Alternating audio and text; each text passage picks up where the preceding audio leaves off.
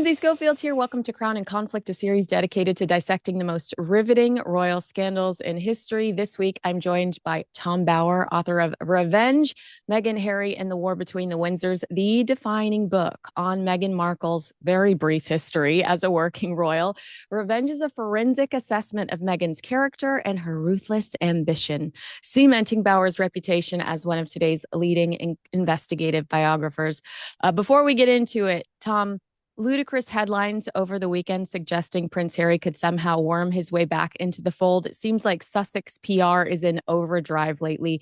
Are you seeing that too, or do you feel that way?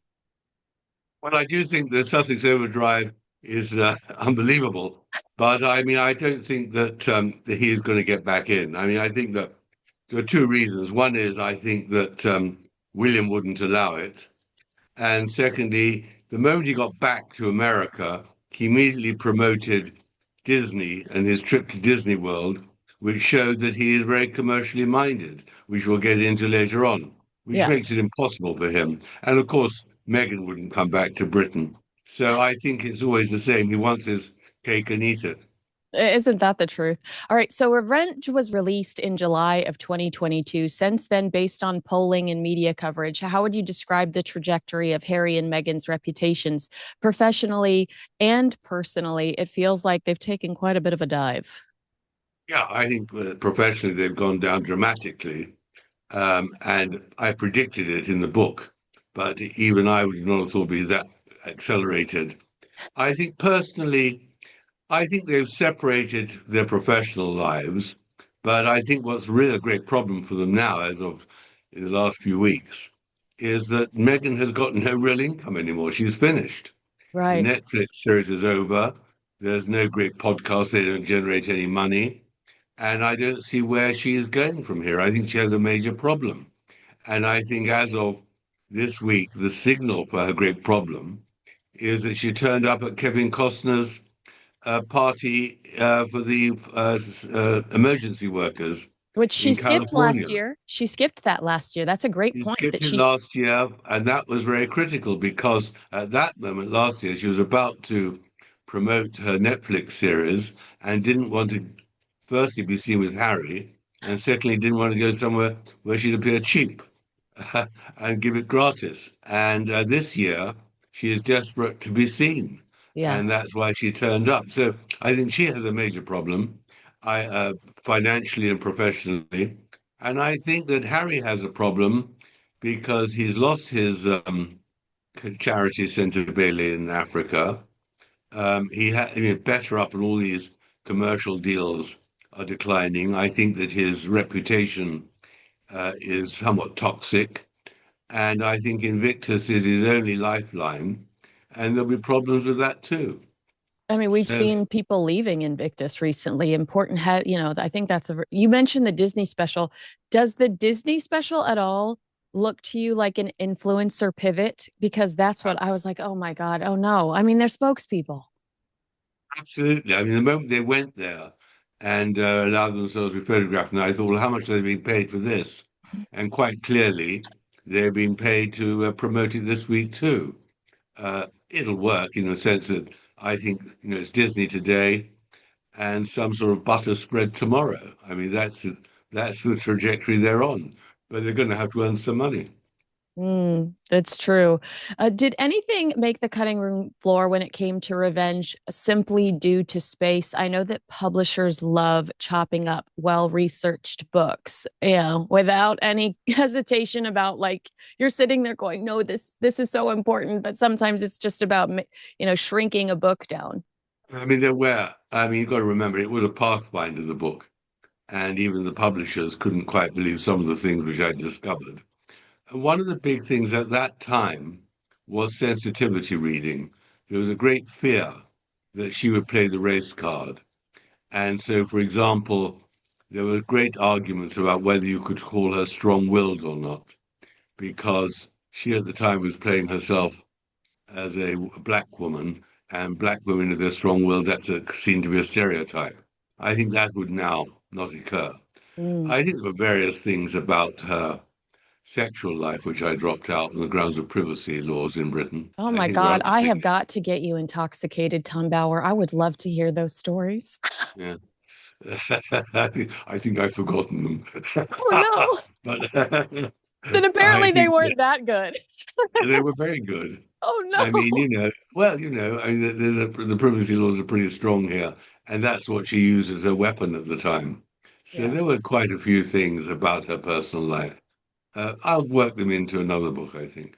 Oh my goodness, Tom Bauer. I love that deep tease right there. That's something that we can look forward to. What did you think? Because in your book, Spare, you talk about how Earl Spencer was concerned about how this marriage might be trouble. And you say at William's request, Earl Spencer weighed in. He went to Prince Harry and said, you should reconsider this, pump the brakes. His advice provoked a bitter reaction, you say. Well, later we find out that Prince Harry, since moving to the United States, approached Earl Spencer to ask permission to legally change his family's name. What was your response to that Harry would want to take the Spencer last name? And does it surprise you that Earl Spencer said, I don't advise it? Well, the answer is, unfortunately, that was one of the revelations, or many revelations, in my forthcoming book, which I had and heard about this months and months ago. It was actually when they were also filming for the Netflix series that he asked Charles Spencer, because for some reason Meghan didn't like the surname Mountbatten Windsor. If you remember, in her first uh, lifestyle series with Meghan with Them Forever, she says to Carling that her surname isn't Markle but Sussex. Mm-hmm. And she was desperate to get it. She said, we never had a proper surname. And of course they did. But so it's now Sussex, although she keeps on being called Meghan Markle. But I think that she did go to, and that she wanted to get rid of Mountbatten Windsor because she didn't think it was the right name for her children at school. And Spencer said very forthrightly to their face, no, under no circumstances. I think Charles Spencer probably doesn't think the marriage will last forever and just didn't want his name to be associated with Meghan if the event of a divorce. That's my guess. But I did know that he was absolutely emphatic that she wasn't going to have his name. Yeah, I You mean, ought to remember another thing about all this as well. But of course, we might come on to this. But in uh, in Meghan's mind, she is Diana. I mean, yes. Diana Spencer is Meghan Spencer. And that was all part of her imagination that somehow she could inherit the glow of her dead mother-in-law. So I think that was another reason for Charles to say no. Absolutely. If she were to separate with Prince Harry, the Diana 2.0 could continue to live thanks to the last name. That would get, that it would still give her that royal sparkle that she needs. I do have that. Let's just jump to that. Meghan believed she was as important to the monarchy as Princess Diana, you write in the book. And her visit to Australia in October 2018 only boosted that view. The more Harry drew parallels with his mother and the more Meghan must have been convinced of her importance to the monarchy. Do you still think she's that delusional? And maybe the answer is watching her at Kevin Costner's 805 Live event in $300,000 worth of jewelry, including Diana's Cartier watch. Wherever she is, whether it's at Costner or in Colombia or in Nigeria or wherever, she's always, her publicist will reveal that she's wearing one of Diana's pieces of jewelry. I do think that the Australian trip turned their head in a crazy way, although she behaved appallingly during the trip. Yeah. But in Harry's view, this was his mother all over again. What Meghan never really understood, probably not even now, is that when she was cheered as a working royal, it wasn't because she was Meghan Markle, it was because she represented British royalty and all the values of the Queen and all the tradition and 1,000 years of history.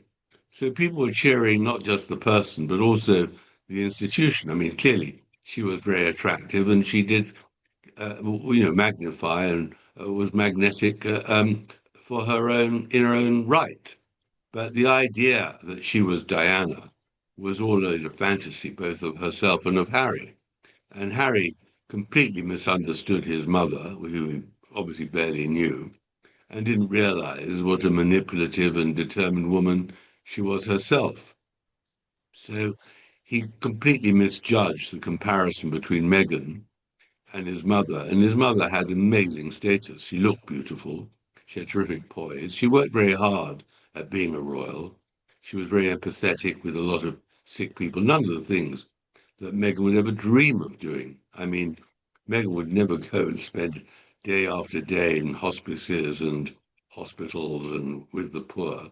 She only wanted to go and party with Elton John in the south of France. So the comparison between the two was ridiculous, both as in looks and in poise and in background and everything else, plus the work ethic of Diana. I I think it was over a year ago. I reported that I had heard that Prince Harry was trying to work on a Princess Diana documentary, and now it's being reported by other people. Prince Harry developing a Princess Diana documentary. You just said what I keep saying. He didn't know this woman. Like I mean, it's I don't mean to be cruel, but he's off at school. I feel like she's become this martyr saint character in his head. Is he really the authority when it comes, especially when it comes to the death of his mother, where he, and I'm not saying I should make a Diana documentary. I just wonder how accurate a documentary on his mother would be from, by him, surrounded by all of these yes people. It would be totally inaccurate. I mean, from his own book, where he says for a long time he thought his mother had just disappeared and now believes she'd been murdered by the paparazzi, which is ridiculous. She died because she was in a speeding car with a drunken driver, not wearing a safety belt. But also, he doesn't realize that she wasn't murdered by the media. She played with the media. Diana was a huge influencer, a huge manipulator of the media. She collaborated firstly with Morton in his book, and then she collaborated in a Panorama interview.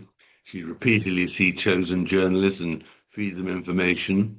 So the idea that his mother was a victim of the media, she was a master of the media and a master of media manipulation. So he'd get it completely wrong. And of course, the one thing which I do sympathize with him is that his mother clearly was completely misjudged and to become Charles's wife, and that was a catastrophe. And in that sense, his father, for good or evil, didn't treat his mother very well, and it all became very, very sad. But I don't think he. I think, however, that if he did a program about his mother, that would be for money, Yes. and I think it would be a shocking act of further disloyalty, not least to his father. And he can't play it both ways. Does he want to come back or not? If he wants to come back, which I think will be a problem for him, he certainly can't make a film about his mother. I think it would infuriate his brother, like you said. In Revenge, you talk about how Meghan's lack of knowledge about British history meant she could not understand that Diana had won the public's affection after years of work. That was a real investment. People felt committed to the journey because they had spent so much time watching Diana really grow up. I think that I think that pairs nicely with what we're talking about with Prince Harry. It's just that lack of understanding. She just thought she could burst in and say, look at me, I'm here now, everybody accept and love me. And she didn't really take time to get to know the process.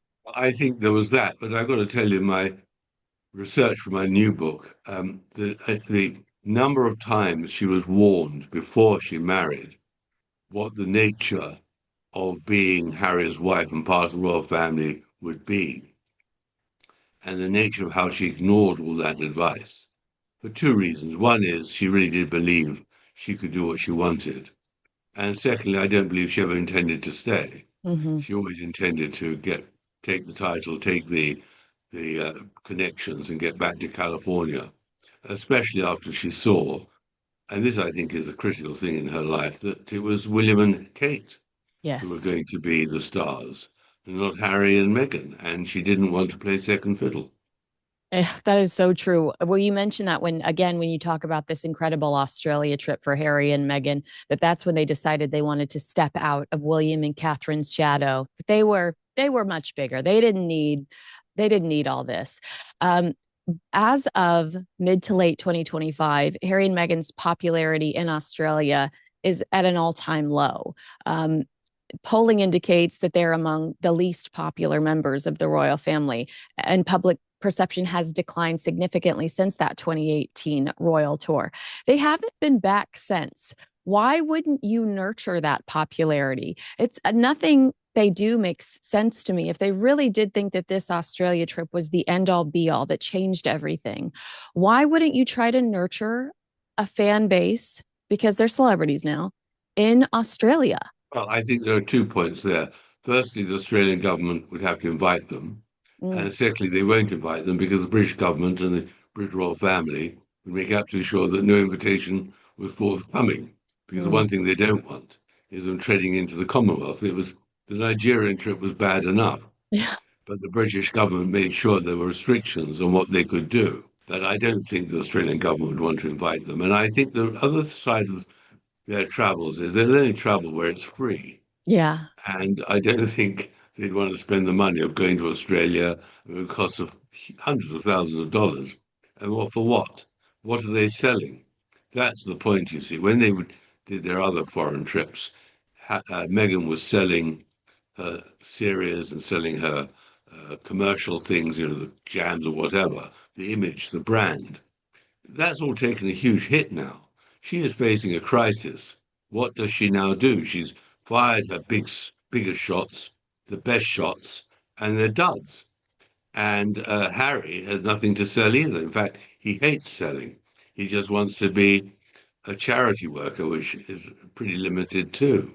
So I think they've got a real identity crisis, Mm. which will be resolved in the next few months, one way or another. And I don't think it can be to the good. But the point about it is, you see, they're notorious. So just watching them is great sport because if they turn up at Kevin Costner's beach party, one just wants to see what efforts they're making to be famous and loved.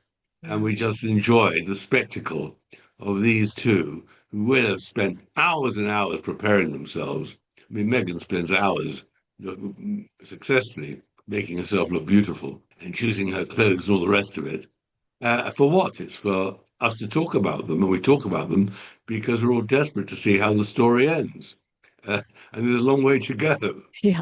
It is a morbid curiosity. I mean, when people ask me about it, I just say I can't stop. Look, it's like I'm so fascinated by some of these poor decisions. I mean, you're right about Australia. I should have thought about that, but to me, it was just such a missed opportunity. If that's where they really felt loved, Meghan doesn't even send product over to us. She can't even send product over to Australia. So, nothing that they do business wise makes a lot of sense to me. I'm curious about your new research in Revenge. You analyze the discrepancies between their public personas and the Sussexes, their private behavior, suggesting that their claims of victimhood and even charity work were often exaggerated and fabricated. There's been no real improvement to their credibility since you wrote this piece.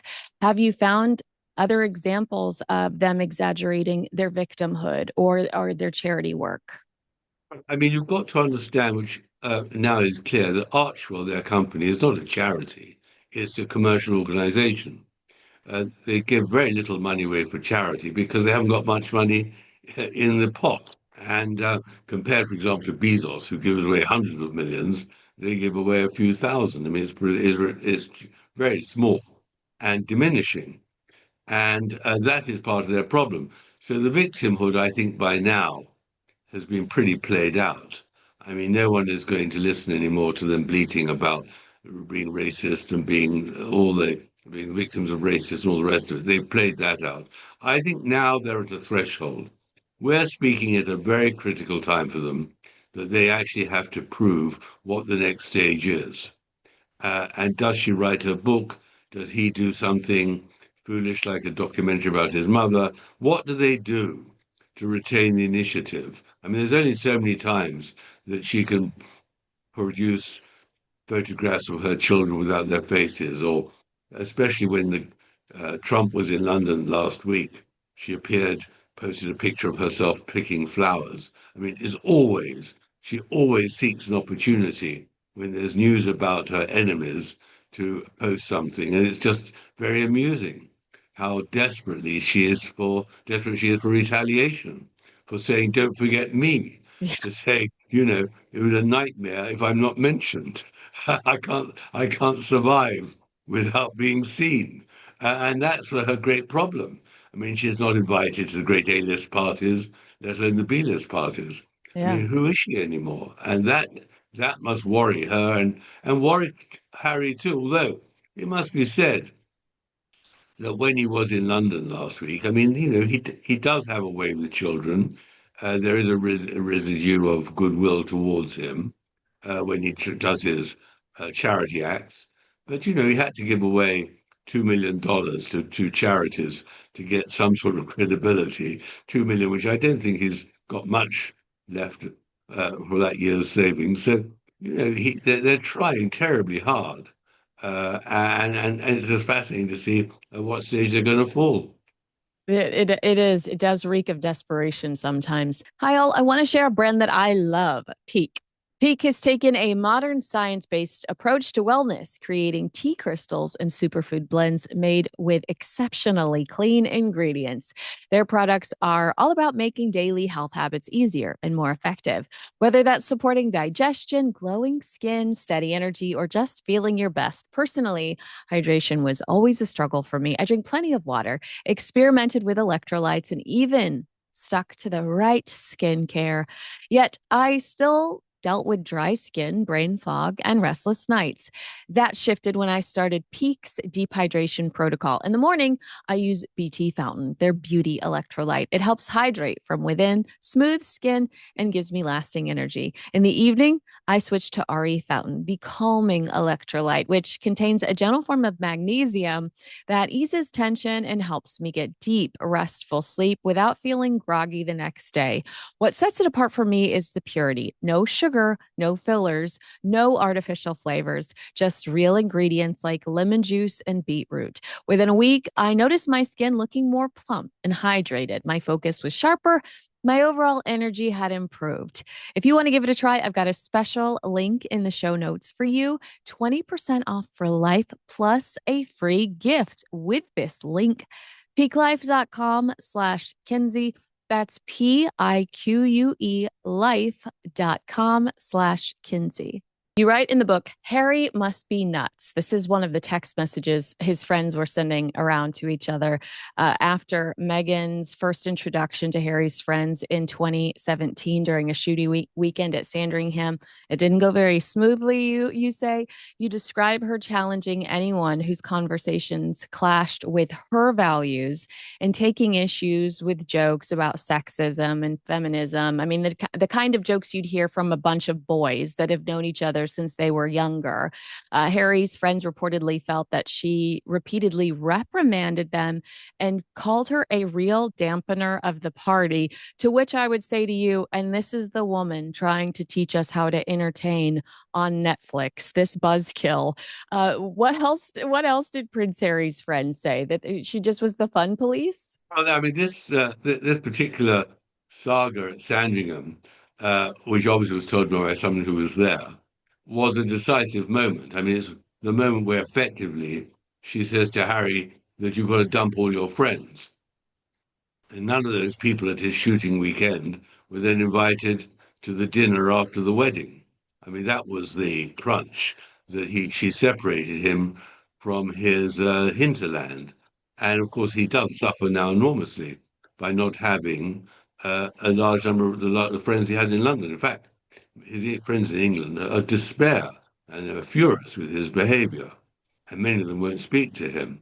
Mm. But that weekend, it was a decisive moment. What she couldn't understand that Harry's class of people on Friday afternoon, Friday evening, it was when they oil their guns to get ready to go off and have a good shoot on the Saturday, either partridges or pheasants or whatever.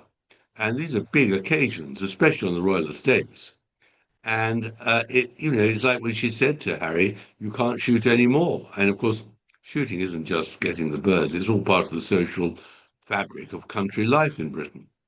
And what it showed was that she wasn't going to make any concessions to the class and the sort of people which she was going to marry into.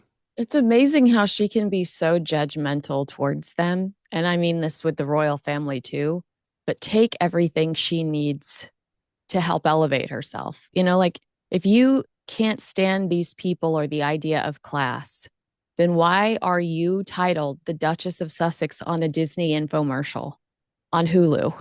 Do you know what I'm saying? Well, absolutely, that is her hypocrisy and her narcissism and her commercialization, and frankly, her appalling behavior that she Mhm. never intended to stay in Britain, but just took the title. And in the end, what I really hold against her, she betrayed all those people who tried very hard, from the best of intentions, from the Queen downwards, to make her feel welcome and believe that she would integrate herself into the royal family, into Britain. What she couldn't understand was the language. She couldn't understand what being royal means. She didn't understand the nature of trust. And that's the thing about Meghan. She is a very, very deceitful person.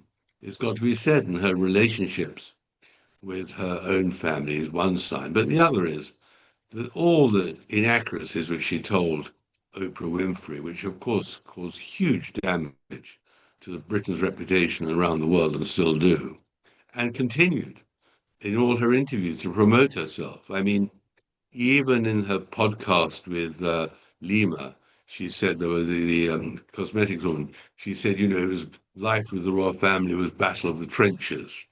I mean, the thing about Meghan is, which is very important to understand, I think that when she set off to create her own brand and image in the whole Netflix series of lifestyle series, she was told she had to give up being the Wicked Witch in terms of the royal family. She should put that all behind her and not mention them because people want to see her, not all the time complaining. She couldn't resist because in the end, one of Meghan's many deficiencies is she has nothing to say. Mhm. There's no originality. There's no profundity. She rehearses lines, she rehearses quotations from poems, but actually, she is not a fundamentally interesting person. And the interest is how someone of that nature can become a global celebrity. And of course, the only reason is because she married into the most famous royal family in the world and junked it Yeah. and never stopped speaking about it. And that has been an amazing draw for her. She's made a huge amount of money, causing the misery to people who only had goodwill for her. And gave her that platform. Yeah, so many people that reviewed this book talked about how they did get a sense that you admired Meghan's ambition. Do you agree with that or do you disagree with that? That you, in studying her, admired what she was able to accomplish or admired her ambition? And I ask you that because what you just said, um, it kind of felt like that you at least acknowledge that what she's accomplished is significant, but you don't like what she did with once she got to the finish line. Well, she's not on the finish line yet, but on Yeah. the whole, yes, I agree. I mean, yes, I do admire. I admire anybody who starts from nothing and then gets a sort of success, not just people like Meghan, but also often very controversial and inverted commas criminal businessmen or Yeah. politicians and all the other people I've read, or the music people. I mean, I do find people who climb the greasy pole and junk victims on the way and are ruthless in their ambition fascinating. And I think that is what makes Meghan fascinating because in the end, there are very few women who were C-D-list actresses who were really completely unaccomplished, but who in the end have perfected an image. And it's got to be said, I mean, if 75% of people disapprove of her in polls, 25% do approve of her. And she does have a following, especially in Africa and countries like that in South America, because of what she said on Oprah Winfrey. They see her as the victim of dreadful white elitists.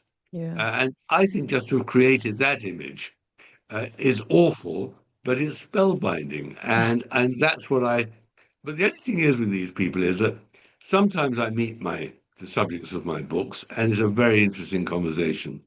I can't imagine a conversation with Meghan actually is terribly interesting. I I don't think there's a depth where we'd get much beyond why she pours oil on her lettuce leaf or puts her you the chips in a different bucket and that sort of thing. I mean, she can't cook no. uh, and all the rest of it, but she does look always. She works terribly hard at appearances, works terribly hard at smiling in the right place. The Richter's smile is amazing. I admire her ambition. I just despair about the way she's treated other people. And Right. that is really quite the dreadful. And of course, everyone is just waiting for how she's in the end going to treat Harry. Mm. Will she dump him? I mean, that is always the question. That everyone wants to see how's that going to work out. This is almost perfect. This question I have prepared for where we're headed here. You write that Meghan was unable to accept that no one was counting the box office receipts of the crowds she attracted. You can see in recent interviews with Bloomberg, Jamie Kern Lima, how important validation is to her. It's almost embarrassing the way she tries to sell herself to us. I work so hard. And then she just needs people to admire her. And you're just like, do you ever take a day off? I think that what she learnt was that people would not admire her for the marriage. That's how she became famous. That people in America tend to like someone who's made it themselves. The climb from obscurity into global fame is what people want to see. So when she sort of suddenly announced that she was a latchkey kid and had to eat takeaway dinners, whereas before she'd said that she used to eat very healthy food and go to some fine restaurants, which of course is the truth with her father. Yeah, I remember mean, her that dad was would it. She take was, her to ballet, a very expensive ballet class in Beverly Hills, and then they would go to the deli that had $20 club sandwiches. So that $4.99 salad bar at the Sizzler doesn't make a lot of sense, Meghan. but it didn't make sense except that she wanted to rebrand herself as having, risen up from the depths. And Yes. that's what it's all about. Please recognize that I'm a great self-made person. But of course, she isn't self-made at all, other than that she snared a prince, and that's her image problem, and that's why the series looks so artificial as ever, Meghan, because in the end, everyone knows it's a rented house. She can't cook. Her offers of what you do are just frankly ludicrous because no one could prepare platters of fruit like that for the children in the morning, all the rest of it. And of course, there's a huge contradiction in Meghan. You know, she has promoted herself as the great feminist, the great philosopher, and all the rest on one hand, the victim of the racist royals, and on the other hand, she's just a traditional American mom. Mm. And you know, one or the other. You can't be both. Or Jekyll and Hyde. I mean, what am I? Am I a Right. duchess? Or am I an American mom who has to get breakfast for the children? You can't, you know, that's the problem for her. And that she has that problem because there's nothing other than creating a brand because there's no depth. That is so true. The reason that it's is all over the place is because there's little truth involved in the persona she's trying to create. If there was any truth, she wouldn't be the lines wouldn't be all over the place. It would just be like, yeah, she is a feminist icon who happened to marry a prince who, but no, she stands there and tells us for the 30th time the soap story about how when she was 11, she said it was sexist, that only women all over the world were scrubbing pots and pans. And then she wants us to believe that she likes to spend a significant amount of time in the kitchen, someone else's kitchen, but in the kitchen on Netflix. And we were like, wait, we thought that this was sexist.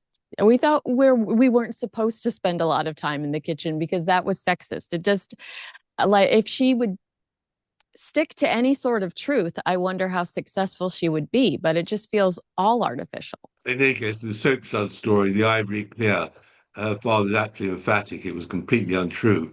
He just built her up as an 11-year-old thinking that she'd been influencing. And when Vanity Fair asked Procter and Gamble whether it was true or not, Procter and Gamble went through all their very carefully, meticulously kept files and found absolutely no letter from Meghan, which isn't surprising because the father said he never sent the letter and there was no reply. So that's a story's bogus. But I do think there is something which I do think is terrific about Meghan. She, in her podcast with Lima, she says to her, I'm precising the words here. She says, I've always wondered what blood type you've got, because my blood, like everything else, my blood type is overachieving, Oh my God. and I think that is her. I mean, she has to build herself up as this overachiever, this very special person, and of course, to some extent, she is special because of what her history. The problem is she can't sustain it for much longer, and that is a major problem for her. Yes, there has to be more depth there. I mean, this is right in line with what you're saying. One of the themes you keep circling back to in your book is Meghan's obsession with perfection, but it's in both how she's seen and in whatever she puts her name on. So her projects as well. You even include testimony suggesting that when things don't go her way, she spirals, reaching out to anyone that can try to fix the situation, whether that's 5 a.m. emails or whatever. In the Vanity Fair piece American Hustle, Spotify witnesses support this description completely, that she tends to spiral when things don't go her way. We haven't heard some of this testimony from the producers of the new Netflix show, although she lost the first team that were working on Harry and Meghan. They brought in a new team that actually executed the Harry and Meghan project. Um, do you think that there's changed behavior, or do you think Netflix just has better NDAs? Well, I think the NDAs are critical because one of the casualties, so to speak, of my book, Revenge, was the stories about her in Montreal in that fashion shoot were so unbelievably damning of her. And all the people I spoke to clearly broke their NDAs to talk about her appalling behavior in Canada during that shoot. Is that the That shoot where she somebody called her a mean person? that's the least of the negative things they said about her. They hated her at the end of that shoot, and the book describes why they hated her. And of course, what they've done now is they're much more careful about who they recruit to film and work on these series.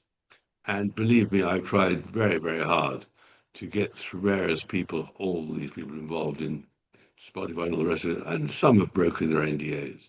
But on the whole, what you've never really got, perhaps until my book comes out, is an eyewitness account of what it's like inside the mansion in Montecito. I mean, how do they live? What happens when things go wrong? How does Meghan actually cope with these dreadful reviews she's had? And what's fascinating about her is you never see an ounce, a glimmer of misery when she's outside on parade. She always comes out immaculately dressed and smiling. And that takes huge courage. It takes huge inner strength and self-conviction. Uh, and of course, time. She's very careful not to emerge till she's actually composed again. And never talks about it. I mean, the whole problem she found with this last Vanity Fair issue, the hustle issue, is that she couldn't control the content, and she is somebody who believes, understandably, she's got to control everything down to the last full stop. But is it courage that we don't see her break, or is it the fact that when she tried to do that, like in the Tom Bradby interview, in the Oprah Winfrey interview, even in the New York Times opinion piece that she wrote, there wasn't a lot of, I mean, initially there was a lot of sympathy for her with the Winfrey interview, but that turned to resentment when everybody started coming out saying, well, we're going to fact check this and it's not very accurate. Does she recognize that people don't admire someone in a privileged position that is consistently complaining about their life, no matter what their circumstances are? Well, I think that's right. And you're absolutely right in saying about how tearful she was in the Bradbury interview, no one's asked me if I'm okay. The tears with Oprah and the New York Times about her miscarriage. But the point is, you see, that her credibility sank once all the inaccuracies, 17 of them, in the Oprah Winfrey interview emerged. Like, for example, she hadn't really been married in St. George's Chapel, or this ridiculous conversation about the color of Archie's skin because he would get police protection. It's all lies. And that is exactly where she suddenly realized, and this again, her performance is always very carefully gauged, that she couldn't anymore play on emotion in that way. I'm sure she's very tempted to, but have you noticed she doesn't do TV interviews anymore in the same way? And when she does, for example, at the Time 100 interview in New York last year, it was so contrived, so meaningless, so that she was able to escape unscathed because no one asked her the pertinent questions. I mean, she's very careful not to be made vulnerable, as she was in the past. She realizes vulnerability won't score for her anymore. Also, she was clever to be in the room with somebody who was villainized even more than she was in the form of Blake Lively, who was going through a difficult period as well. So she knew she wasn't the most loathed person in that space. True or false, incognito mode makes you invisible on the internet. The answer is actually false. Most people have no idea, but your browsing history can still be monitored and even recorded unless you use today's sponsor, ExpressVPN. ExpressVPN reroutes your internet traffic through a secure encrypted tunnel, protecting your data from hackers, advertisers, and even your internet service provider. Depending on where you live, ISPs can actually be required to log your activity, or even worse, legally sell your browsing history. ExpressVPN makes sure that doesn't happen to you. It also lets you change your online location so you can access geo-locked content on streaming platforms like Netflix, Disney Plus, and BBC iPlayer. With servers in over 100 countries, you can unlock thousands of new shows and movies from around the globe. Setup is simple. Just one click to connect, and it works across all your devices, phones, laptops, tablets, even smart TVs. Speeds are blazing fast, and you can stream in HD with zero buffering. I've used ExpressVPN while traveling, and it gave me real peace of mind. Protect your online privacy today by visiting expressvpn.com/Kinsey to get up to 4 extra months free. That's expressvpn.com/Kinsey. You name one agent who reveals Meghan has two characters, one concealed and one fictional, with a baffling tendency to switch from idolizing to belittling. And then you talk about that initial Vanity Fair piece that was so positive. One of the people that worked with her closely, Sam Kashner, said she demanded that the media do what she expects. I felt manipulated and betrayed. I felt played, orchestrated. And then describing her experience guest editing British Vogue, she worked pretty closely with the actual editor in chief, Edward Enninful. And you say over the 7 months, Meghan persuaded herself she was editing the issue, explaining that the editorial team showed silent exasperation with her. The staff also wondered, did she consider that she had crossed the line in her relationship with Enninful? Now, this week, while promoting his new magazine, 72, he was asked, Enninful, whether he would feature Meghan in his new magazine, and he apparently paused before replying, Meghan and I had a great moment with the issue we did, but I feel like I have done it and I wouldn't necessarily repeat myself. That felt like such a cold and clever response to me. Just hearing that, what is your initial reaction? Is he telling us more than he means to tell us with that quote? I think that the Vogue September issue, which was the biggest sale of Vogue in its history in 2019, clearly she put a lot into it, but it was all done for her. And it was a great success from her point of view and from Vogue's and his. They fell out over her attempt 3 years later to get the cover story when she went to Manchester and appeared in a One World charity event, and she wanted the cover and control of the content, and they had a huge argument. And that meant that he was really finished with her. He'd had enough of her prima donna behavior, and that's why he's dumped her. But also, I mean, from his point of view, what does she now bring? There isn't anything original. There's no great sales point there. And I think you've got to look at something else. You mentioned at the beginning Sam Cashner, who did the Vogue piece, Wild About Harry. Yeah. Now, that was a very interesting story there because I spent a lot of time talking to Cashner, and the whole chapter on the Vogue cover story is absolutely fascinating about her before she marries Harry. After the article, my book came out, Kashner went berserk and said that he'd never spoken to me and had no idea when he did speak to me what I'd written. And in fact, I'd called him and read him everything so that he knew. And why did he somersault? Because he was under pressure from Meghan. And Meghan, when she puts on pressure with all her lawyers and all the rest of it, is a terrifying machine. I mean, it's what you call the Sussex war machine. And Kashner felt it and was very upset about it. And I was upset that he was upset because I had behaved impeccably. Mm-hmm. But that is where Inful, It going did back feel to like the a little ego was involved though, because I remember one of the statements I read didn't actually deny that he spoke to you, but he said he didn't have a lisp or something like that, wasn't it?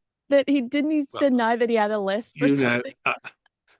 I think what really happened was he was afraid that he wouldn't get future interviews with celebs if he'd spoken in that way. Yeah. Could he be trusted? I mean, I understand from his point of view. From my point of view, it was priceless. It was Yeah. fascinating. He gave great insight into the woman, which proved to be the truth. She's a manipulator and an oppressor and hates the free press if it's not doing exactly what she wants. And that is her problem now. That whatever she produces, there's a huge constituency, regardless of how good or how bad she is, who will say it's dreadful, boring. And people, women journalists, especially in Britain, make their fortune by deriding everything she does. I mean, columns of the Times, the Mail, everything are devoted to ridiculing Meghan Markle. And of course, that is terrible for her not to be the glowing icon which she wants to be, the great feminist, the person who received these prizes from the Kennedys or whoever, but an object and a vehicle for writing how ridiculous she is. And once you get that smell, once the smell of ridicule touches you, very hard to remove it. When you mentioned the Manchester piece, wasn't it probably from Enninful's point of view inappropriate because the Queen had just died, hadn't she? So wouldn't that have been inappropriate to put Meghan on the cover of the magazine when Britain was still in mourning over the longest reigning queen that they'd had? I mean, it was still such a sensitive time. I know, but she was about to die. But the argument had happened weeks before Okay. because their lead time is much longer. So the Queen didn't come into it. What came into it was he had a cover already. He didn't want her on the cover. And she tried to interfere with the online content. And he said, well, you can't control it. And that was her point. She wanted control. And that's where she's now falling out Mm, because people will increasingly will not give her control. I mean, what's the point? yeah. I mean, I think the first time it really went bad for her was an article in The Cut, and then the Hollywood Reporter was pretty rude about her, and Yeah. now Vanity Fair. I mean, it's tough on her. How does she recover? What does she do to stage the comeback? And that's always the story with these people. I mean, there's only two ways, either up or down. And at the moment, as we said right at the beginning, it's down. They do cherry pick who they work with right now. I mean, even with People Magazine has just become this glorified Sussex press release outlet. We saw that Harry handpicked who was allowed to travel with him throughout his faux royal tour in the last few weeks. And of course, that led to a lot of positive press in his direction because the original source was ooey gooey and glowing because they had that access. Um, so they're definitely can still trying to control the media, and they have found some of those friendly outlets that will do exactly what they want. And I just don't trust those outlets now going forward. I never click on a People magazine link because I know exactly who the source is and I know that there's an ulterior motive. Well, yes, you're right. What was remarkable about on his trip to Ukraine that he took a journalist from the Guardian newspaper, which is totally republic, very, very left wing, very anti-royalist, and has never had a good word to say for Harry.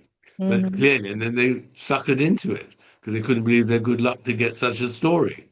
Um, and even the Ukraine visit was a very clever bit of PR, which did work too. Harry is in a different position to Meghan because in the end, there's always a story. And you've got to remember, if, God forbid, something happened to the Prince of Wales and all his family, Harry would be the British king. You know, he still is in the line of succession, and that must never be forgotten. So he can't be written off until William is king, and I think then he'll banish him forever. Whereas Meghan always has to fight for a place. She has to fight for the spotlight. She has to fight to be seen, and being seen is critical to her. And she can't. If there's another shooting, she can't fly there as she did to Uvalde in Texas before. People won't take her seriously, and that's her problem. What can she do so people take her seriously? And that is where she has very, very badly misplayed it. I mean, it was a great mistake to annoy the Vogue people, and a great mistake to annoy all these different journalists because you can only do it once. You can only behave badly once in these cases, and she'd done it too often, and her number of supporters, so to speak, diminishes, and that's why People magazine is still so important to her. Mm. Ugh. Hard eye roll. All right. Meghan was angry that the palace officials refused to protect her image. You go into this, and this is similar to what we're talking about with the media. She refused to accept that staff were not employed to promote her as an individual, but instead placed her within a grid of the entire royal family. In particular, Meghan fumed about the refusal officially to criticize her father, Thomas Markle. From her perspective, Meghan was isolated and vulnerable. Who does she blame now? Now that the palace isn't there, who does she blame for not protecting her? Is it Harry? No, I think that that's her problem. She always in the past had someone to blame. Now the only blame can be on herself and on people like me who don't accept everything she says with absolute unadulterated praise and glory and gratitude. Uh, she doesn't see herself other than always being victimized because people don't recognize her greatness and generosity and campaigning fervor. We look for it but don't find it, and that's what's. But on the other hand, what's interesting is that Ted Sarandos, the head of Netflix, when he dumped her, didn't say we're dumping her because she's no good. He said she's a rock star and brilliant and has been a great pathfinder and couldn't stop oodling out praise for her having dumped her. And that's the point. She's still got agents and people who can get the best out of a terrible position. And she's fighting. And that was her problem in the palace, going back to her issue when she was in Britain, that they wouldn't fight for her in the same way that she wanted because she wasn't the most important person. She Mm-hmm. was part of a team. She was part of a family. She wasn't Duchess of Sussex alone. And therefore she had to come under more important people. And that's what, of course, she resented. The Queen, Charles, Kate, and William, these are all more important than her.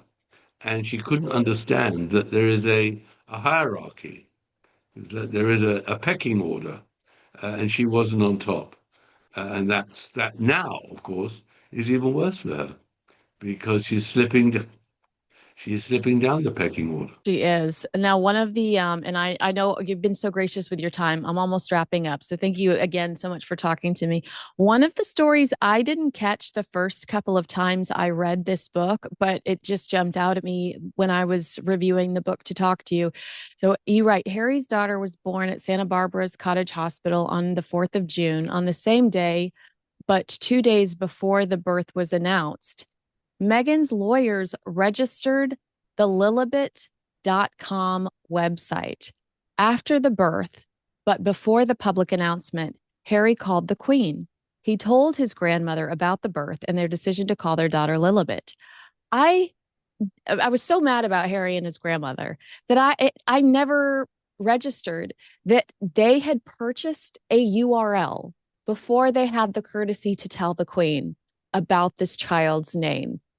I'm appalled by that. It just shows you how commercially driven these people are. It's much worse even than that, because in Harry's version, he called his grandmother and said they decided to call the daughter Lilibet, and would the Queen approve?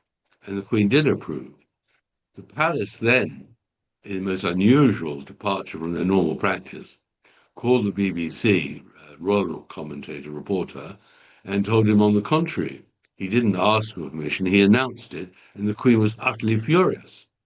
When the BBC broadcast the story, saying that Harry wasn't telling the truth, his lawyers in London threatened the BBC with a writ for defamation unless they apologised and paid damages. Well, the palace told the BBC, don't you apologise at all. What we've told you is the truth. And of course, then Harry had to withdraw because it was the truth.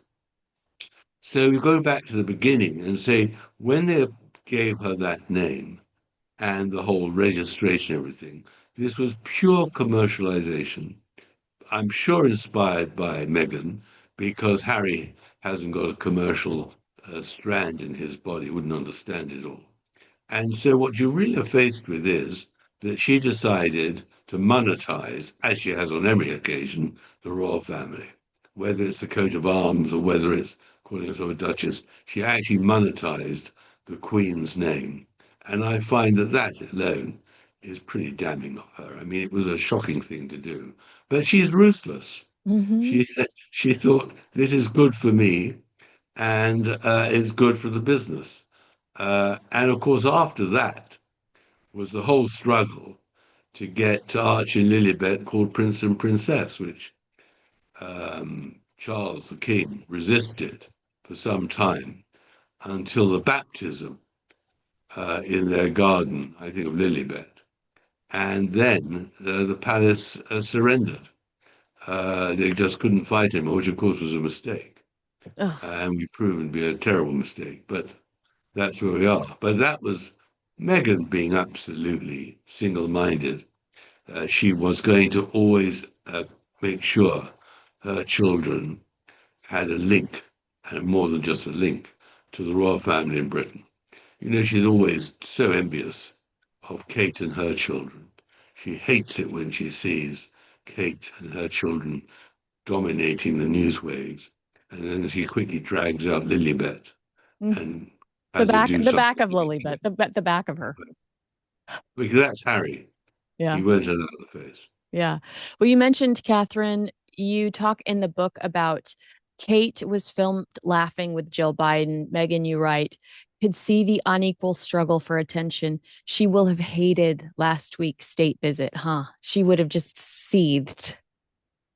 Absolutely. And it was a wonderful photo opportunity in Cornwall, in the gardens of Eden there. And quite clearly, Kate was getting on very well with Mrs. Biden, who, of course, was very much Harry and Meghan's chosen friend in the Biden administration. So that would have annoyed them enormously that Mrs. Biden was not as loyal to the Sussexes. And of course, what happened then was after the Queen's funeral, they did ask Mrs. Biden whether they could return to America with her on Air Force One. And Jill Biden said no, that she wasn't going to insult the royal family. And that, again, is one of those problems that the Sussexes now face, that the A-listers don't want to annoy the British royal family. So whether it's the Obamas or Clooney's, well, none of them seem to want to invite the Sussexes to their parties. Oh. And the Bidens, well, I don't think they're inviting anyone at the moment. But that relationship, it had its purpose. It did help them. But that's now obviously been extinguished. Yeah, it had their purpose while Harry and Meghan were basically saying vote for Joe Biden during the 2020 election, thanks to the ABC Time special. All right, agree with us, disagree with us, let us know in the comments below. We're going to talk about your next book because you have a new Harry and Meghan book coming out. And don't let me forget when we talk about that, I want to ask you to break down how Harry and Meghan were livid over not being on the balcony during the Platinum Jubilee because Meghan wanted that shot for Netflix, because that is also one of my favorite parts of your book. But you are a very important man, so you have places to be right now. I'm so grateful for your time today, Tom Bauer. You know you are my favorite author. I'm going to say that to everybody. Do you have a date, or is there some Well, it'll be out early next year, the new book. Something to look forward to? I cannot wait, Tom Bauer. Thank you so much for your time today. You are a delight. Thanks very much for having me.